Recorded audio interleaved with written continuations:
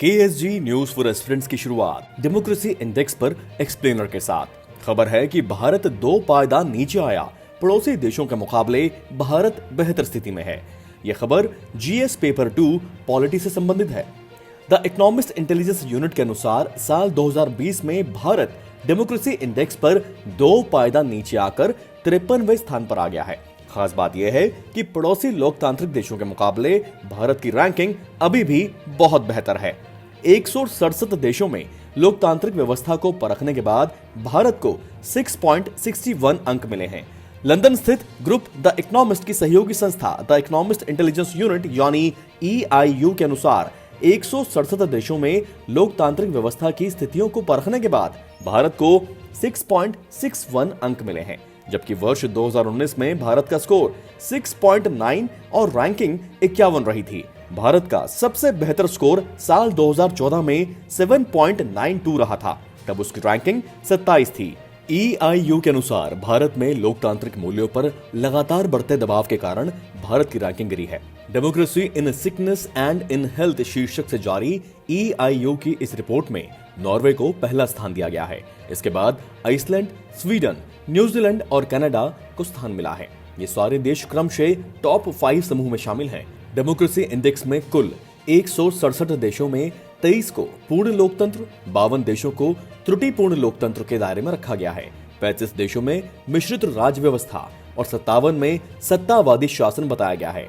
भारत को America, France, Belgium और Brazil के साथ त्रुटिपूर्ण लोकतंत्र के तौर पर वर्गीकृत किया गया था। भारत के पड़ोसी देशों में श्रीलंका 68वें, बांग्लादेश 76वें, भूटान 84वें और पाकिस्तान 105वें नंबर पर है। श्रीलंका को त्रुटिपूर्ण लोकतंत्र की श्रेणी में रखा गया है, जबकि बांग्लादेश, भूटान और पाकिस्तान को मिश्रित शासन के वर्ग में। अफगानिस्तान 139वें स्थान पर है और उसे सत्तावादी शासन के तौर पर वर्गीकृत किया गया है। Moving on to the next story, definition of small companies amended. This news connects with GS paper 3 economy. The Ministry of Corporate Affairs amended the company's rules to revise the definition of a small company and to allow non-resident Indians to incorporate one-person companies in India. The changes announced by Finance Minister Nirmala Sitharaman during her budget speech will come into effect from 1st April. इस खबर से जुड़े अहम points आसान भाषा में समझते हैं। बजट में छोटी कंपनियों की परिभाषा बदलने का ऐलान किया गया था। यह परिभाषा कंपनियों की पूंजी के आधार पर बदली जाएगी। 50 लाख की मौजूदा सीमा से पूंजीगत आधार को बढ़ाकर 2 करोड़ रुपए करके छोटी कंपनियों की परिभाषा को बदला जाएगा। छोटी कंपनी का पेड अप कैपिटल और टर्नओवर क्रमशः 2 करोड़ रुपए और 20 करोड़ रुपए से ज्यादा नहीं होगा। पेड अप शेयर कैपिटल वो राशि है जिसके लिए शेयर धारकों को शेयर जारी किए जाते हैं और भुगतान शेयर धारकों द्वारा किया जाता है। ये राशि वास्तविक फंड है जो कंपनी शेयर्स के मुद्दों पर प्राप्त करती है। पिछली परिभाषा कंपनीज एक्ट द्वारा परिभाषित थ्रेशोल्ड पर आधारित थी, जिसमें 50 लाख रुपए की अधिकतम भुगतान पूंजी यानी पेड अप कैपिटल और इमीडिएटली प्रीसीडिंग फिजिकल के लिए 2 करोड़ रुपए का कारोबार यानी टर्नओवर करने का उल्लेख किया गया था। साल 2018 में अधिनियम में संशोधन छोटी कंपनियों के लिए पेड अप कैपिटल और टर्नओवर लिमिट को क्रमशः 10 करोड़ रुपए और 100 करोड़ रुपए तक बढ़ाने का प्रावधान था। इस कदम से लगभग 2 लाख कंपनियों के कंप्लायंस बर्डन को हल्का करने की उम्मीद है। OPC यानी 1% कंपनीज के संबंध में भी जानकारी समझिए। With regard to OPCs, the amendment has substituted the words whether resident in India or otherwise to the clause that earlier stipulated that only an Indian resident could incorporate an OPC. The notification also reduced the number of days a person has to stay in India to qualify as a resident as per these rules to 120 days of the previous year from 182 earlier. खबरों में आगे बढ़ते हैं। Innovation sandbox के revised criteria पर क्या news है, आइए समझते हैं। यह न्यूज GS पेपर 3 इकोनॉमी से संबंधित है। इनोवेशन को बढ़ावा देने और पार्टिसिपेशन को बढ़ावा देने के लिए मार्केट रेगुलेटर सेबी ने ग्रेडेड एंट्री मानदंडों के साथ इनोवेशन सैंडबॉक्स के उद्देश्य और एलिजिबिलिटी क्राइटेरिया को संशोधित किया है। सेबी यानी securities and exchange board of India ने एक सर्कुलर में कहा है कि इनोवेशन सैंडबॉक्स को चलाने के लिए एक संचालन समिति का गठन किया गया है, जिसमें सक्षम संगठनों के प्रतिनिधियों को शामिल किया गया है। कमेटी इनोवेशन सैंडबॉक्स के ऑपरेशंस को सुपरवाइज करेगी। इसके अलावा ये सैंडबॉक्स एप्लीकेंट्स द्वारा सबमिट की गई एप्लीकेशंस को प्रोसेस करेगी और इन एप्लीकेशंस को अप्रूव या रिजेक्ट करेगी और लीड इनेबल्ड संगठनों को असाइन भी किया जाएगा। Such lead enabling organizations would be responsible for onboarding the applicant post approval of the application and monitoring the applicant throughout the life cycle of the sandboxing. Innovation Sandbox facilitates access to our testing facilities and test data environment provided by enabling organizations like stock exchanges, depositories, and qualified registrar and shared transfer agents, wherein sandbox applicants innovators would be testing their innovations in isolation from the live market. खबरों में आगे बढ़ते हैं। Myanmar या Burma, एक देश दो अलग नाम, क्या है इसका मतलब और क्या है कहानी, देखिए एक्सप्लेनर। ये explainer GS paper 3 international relations को कनेक्ट करता है। म्यांमार में सेना ने कुछ समय पहले से चल रहे लोकतांत्रिक शासन को इस हफ्ते खत्म करके पूरा कंट्रोल अपने हाथों में ले लिया। सेना ने बहुत सावधानीपूर्ण तरीके से तख्ता पलट कर दिया। तख्ता पलट के बाद सैन्य शासन लागू करते हुए सेना ने कहा कि ऐसा करना जरूरी था क्योंकि नवंबर में हुए चुनावों में वोटर फ्रॉड के अप्रमाणित दावों पर एक्शन लेने में सरकार नाकाम रही। हालांकि म्यांमार की नेता आंग सान सू की ने भारी जीत हासिल करने के बाद कहा था कि चुनाव पूरी तरह से वैधानिक थे। ये पूरा तख्ता पलट आखिर कहां हुआ, म्यांमार में या बर्मा में? इस देश का औपचारिक नाम म्यांमार हो चुका है, लेकिन अमेरिका अब भी बर्मा ही नाम का इस्तेमाल करता है। दो नामों के पीछे माजरा क्या है? इसका जवाब थोड़ा पेचीदा है, इसे आपको आसान शब्दों में बताते हैं। पीढ़ियों से इस देश का नाम बर्मा ही था, जिसकी वजह यहाँ बर्मन एथनिक ग्रुप का डोमिनेंस होना था। लेकिन 1989 में अचानक एक घटना हुई और लोकतंत्र की जो मांग सर उठा रही थी उसे कुचलने के लिए सत्ता पर काबिज सैन्य सरकार ने क्रूरता के साथ रणनीतिक चाल चली और देश का नाम बदलकर म्यांमार रख दिया। इसका मकसद यह था कि अंतर्राष्ट्रीय समुदाय में बर्मा की छवि को बदला जा सके। सैन्य सरकार ने दावा भी किया कि पुराना नाम औपनिवेशिक समय के कारण था और देश की सांस्कृतिक एकता के लिए नाम बदला गया।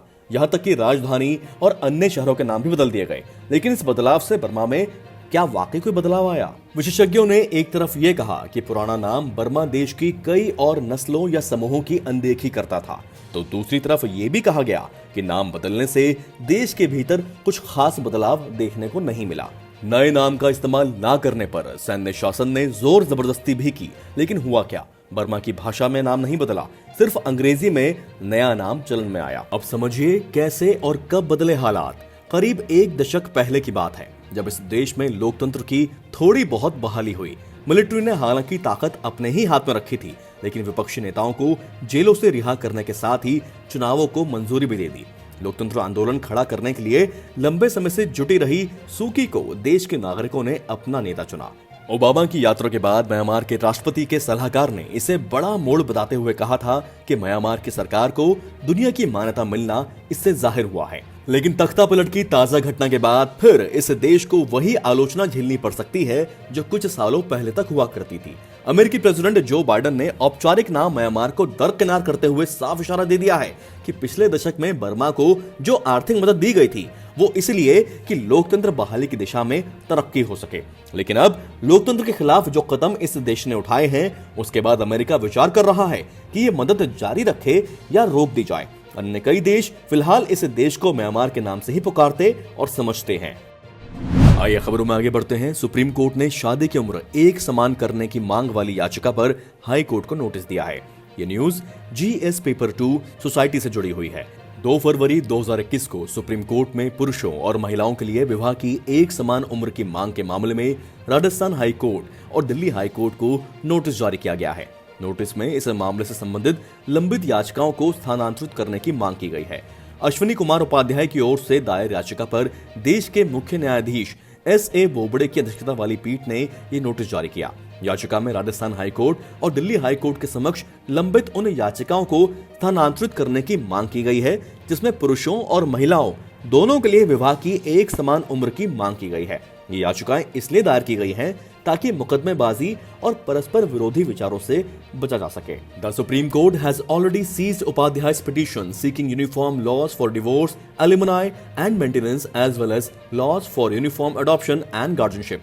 The uniformity in marriage age will be the third component of the Uniform Civil Code. याचिकाकर्ता ने प्रार्थना की कि पुरुषों और महिलाओं के लिए विवाह की न्यूनतम आयु 21 वर्ष निर्धारित कर दी जाए। याचिकाकर्ता ने कहा है कि जहां पुरुषों को 21 वर्ष की आयु में विवाह करने की अनुमति है, वहीं महिलाओं को 18 वर्ष पर विवाह करने की अनुमति है। पुरुषों और महिलाओं के विवाह की निर्धारित आयु में यह अंतर रूढ़ियों पर आधारित है, जिसका कोई वैज्ञानिक समर्थन नहीं है। वास्तव में यह महिलाओं के खिलाफ असमानता और पूरी तरह से वैश्विक रुझानों के खिलाफ है। याचिका में विभिन्न कानूनों के तहत शादी की उम्र को निर्धारित करने वाले प्रावधानों को उजागर किया गया है, जो भेदभावपूर्ण है। याचिका में दावा किया गया था कि 125 देशों में लड़कों और लड़कियों के लिए विवाह की न्यूनतम आयु एक जैसी है। दिल्ली उच्च न्यायालय ने अगस्त 2019 में उपाध्याय की याचिका पर केंद्र और विधि आयोग को नोटिस जारी किया था, जिसमें पुरुषों और महिलाओं के लिए एक समान शादी की उम्र की मांग की गई थी।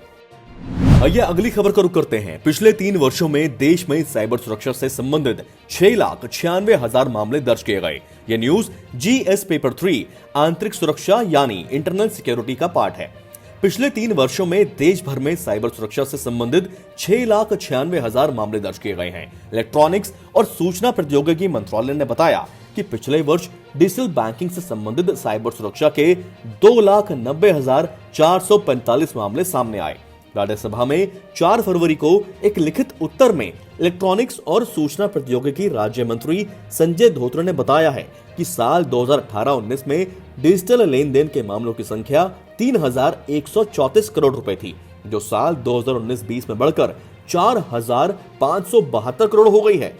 डिजिटल लेन देन के मामलों में बढ़ोतरी साल 2019-20 की तुलना में 46% बढ़ोतरी हुई है। गैर बैंकिंग वित्तीय कंपनियों और ई-कॉमर्स की बढ़ती लोकप्रियता से डिजिटल भुगतान का दायरा भी बढ़ा है और डिजिटल बैंकिंग में तेज वृद्धि हुई है। इससे साइबर हमलों की आशंका भी बढ़ी है।